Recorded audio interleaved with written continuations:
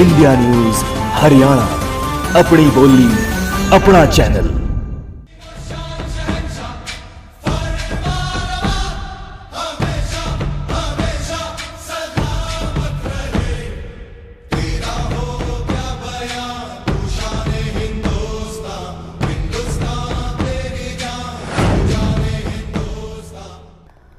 देखिए, पानीपत की लड़ाई के बाद जो मराठे इधर उधर भाग गए थे, यानी अपनी जान बचाने के लिए जो छुप गए,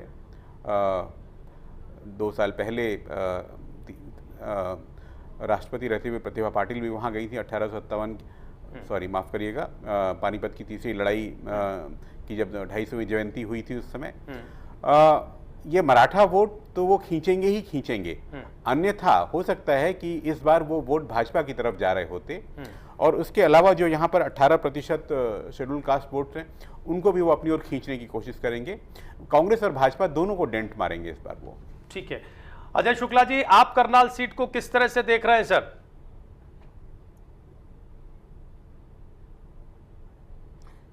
मैं राजीव इसको ये मानता हूं कि ये ऐसी सीट है जिसपे चतुष्कोणीय मुकाबला है, और इस पे ये बात कह देना कि ये बहुत स्ट्रांग है और ये बहुत कमजोर है नहीं कहा जा सकता। जैसा कि हमारे पूर्व साथियों ने भी बताया, ये पंडित चिरंजीव लाल शर्मा जी की मतलब लोकसभा क्षेत्र के रूप में पहचानी जाती रही है, मतलब ब्राह्मणों की सीट के रूप में पहचानी जाती रही है। यहाँ से अरविंद शर्मा लगातार 2 बार से हैं, और पिछली बार यदि आप याद करें, अरविंद शर्मा को जब लग रहा था कि टिकट नहीं मिलेगा तो उन्होंने बसपा से संपर्क साधा था यहाँ टिकट के लिए। तो कमोबेश यहाँ पे, और यहाँ बसपा का आधार इतना मजबूत था कि बसपा दूसरे नंबर पे रही थी, तो और बहुत बड़ा अंतर भी नहीं था। तो इस स्थिति में बसपा को यहाँ पे कम नहीं आंक सकते हैं। लेकिन पिछली बार मायावती के बारे में यह संभावनाएं जताई जा रही थी कि वो यदि जीती तो देश की प्रधानमंत्री बनेंगी। तो चूंकि ये संभावना थी, तो बसपा का एक बड़ा धड़ा उनके साथ में इस तरह से और भी ज्यादा और लोग जुड़े हुए थे। इस बार वो चीज नहीं है, तो इस कारण से कहीं ना कहीं मैं बसपा को आज की डेट में थोड़ा कमजोर मानता हूं इन सबसे जी। उसके बाद में यहाँ पर जो आज मैं लड़ाई मान रहा हूं, वो लड़ाई मान रहा हूं यहाँ पर त्रिकोणीय लड़ाई असलियत में रह जाती है ऐसी स्थिति में। तो इसमें अश्वनी मिन्ना, अरविंद शर्मा और इनेलो के सरदार जसविंदर सिंह, तो ये सारे लोग जो मिलकर के तीनों लोग हैं, इनमें ही आज की डेट में टक्कर है। क्योंकि सिख वोट बैंक कहीं ना कहीं शिफ्ट होगा, उसका प्रभाव मिलेगा, बादल साहब का असर होगा, लेकिन नमो का जो असर है वो भी कहीं ना कहीं दिखाई देगा। तो ऐसी स्थिति में इस सीट पर यह नहीं कह सकते कि पहले पे कौन रहेगा, दूसरे पे कौन रहेगा, तीसरे पे कौन रहेगा, लेकिन इतना जरूर है कि सबसे दिलचस्प मुकाबला होगा।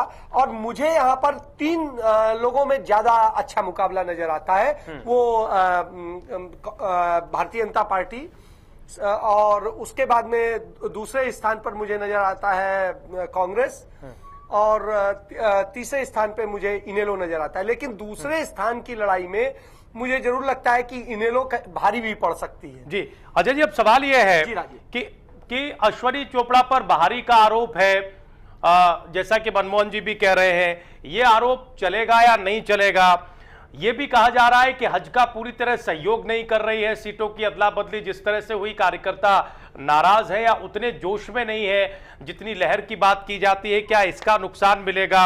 अरविंद शर्मा के बारे में कहा जाता है कि ग्रास रूट पर इनकी बड़ी गहरी पैठ है, आपने खुद कहा कि कांग्रेस पार्टी की ये बड़ी मजबूत सीट मानी जाती है, क्या वो इस बार बचा ले पाएंगे? इसके अलावा जो बीएसपी को आप थोड़ा कमजोर बता रहे हैं, बीएसपी जितना भी वोट लेगी किसका नुकसान करेगी सर?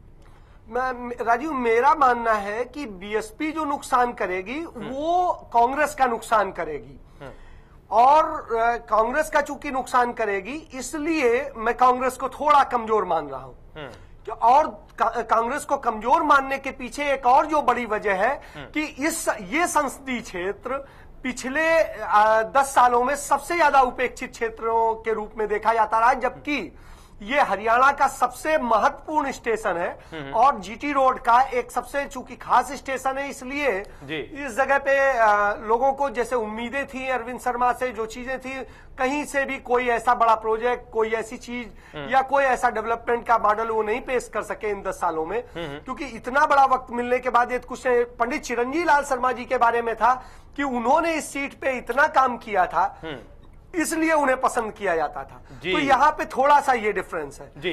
अजय जी, आपने कहा कि जो उन्हें ब्राह्मण वोट मिलता था उसमें एक बहुत बड़ा फैक्टर, जी आपने कहा कि थोड़ा वो मुश्किल है यार पायदान बनाना, 1, 2, 3 नंबर पर कौन रहेगा ये थोड़ा सा मुश्किल है, लेकिन फिर भी अगर मुश्किल है फिर भी आप किसे नंबर 1, 2, 3 पर रखेंगे यहां करनाल में?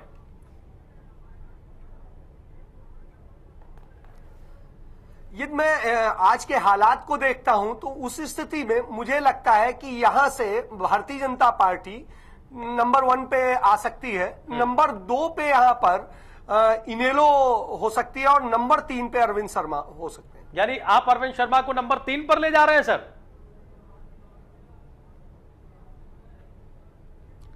बिल्कुल। और फिर मराठा वीरेंद्र वर्मा कहां जाएंगे सर, जो एक बड़ा फैक्टर आप बता रहे थे?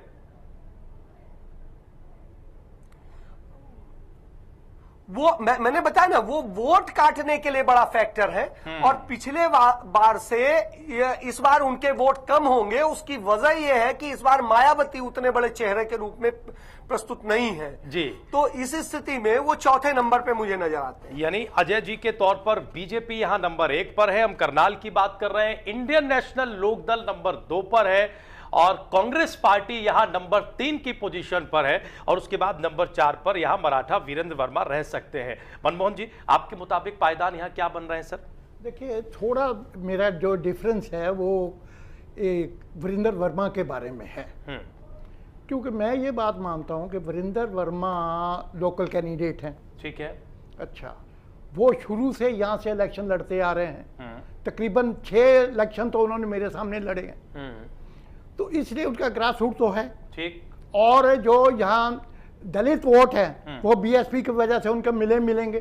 ठीक। तो इसलिए जो नहीं, लेकिन अजय जी कह रहे हैं कि वो वेव नहीं है जो पिछले चुनाव में हम देख रहे थे। पिछले चुनाव में Mayawati as a PM project हो रही थी, ऐसा लग रहा था कि मायावती भी प्रधानमंत्री बन सकती हैं, लेकिन इस बार इस तरह की कोई चर्चा नहीं है और वोटरों में वो जोश नहीं दिखाई दे रहा है, ये चर्चा न होने की वजह से।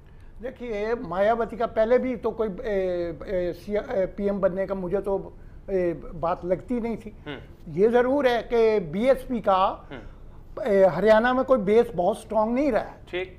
सिर्फ एक बार वो अंबाला से सीट जीती उन्होंने लोकसभा की, अदरवाइज तो कभी जीते नहीं है।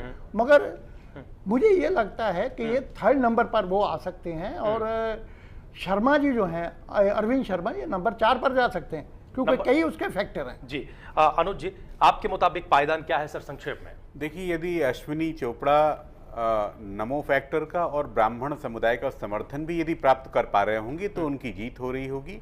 अन्यथा उनकी जगह मैं कांग्रेस के प्रत्याशी जो अरविंद शर्मा है उनकी जीत रखूंगा और इन दोनों में से जो हार रहा होगा वो 3रे या 4थे स्थान पर जा रहा होगा। ठीक है। जी जी जी। एक बात मैं जो भूल गया। जी सर, संक्षेप में सर। हाँ, 1 मिनट। जी। अश्विनी मिन्ना इस बात को भी कैच कर रहे हैं, उनकी वाइफ जो है वो ब्राह्मण है। ये चर्चा भी सामने आई थी। किरण जो है वो ब्राह्मण है, वो इस चीज को वहां कैच करने। ठीक है, हम अब कुरुक्षेत्र सीट की तरफ बढ़ रहे हैं।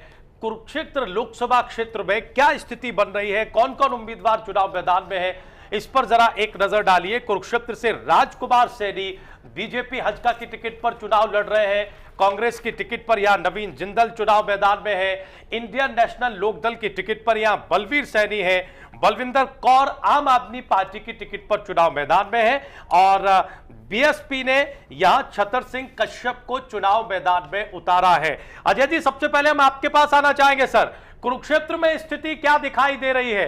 कुरुक्षेत्र में कौन आगे कौन पीछे दिखाई दे रहा है?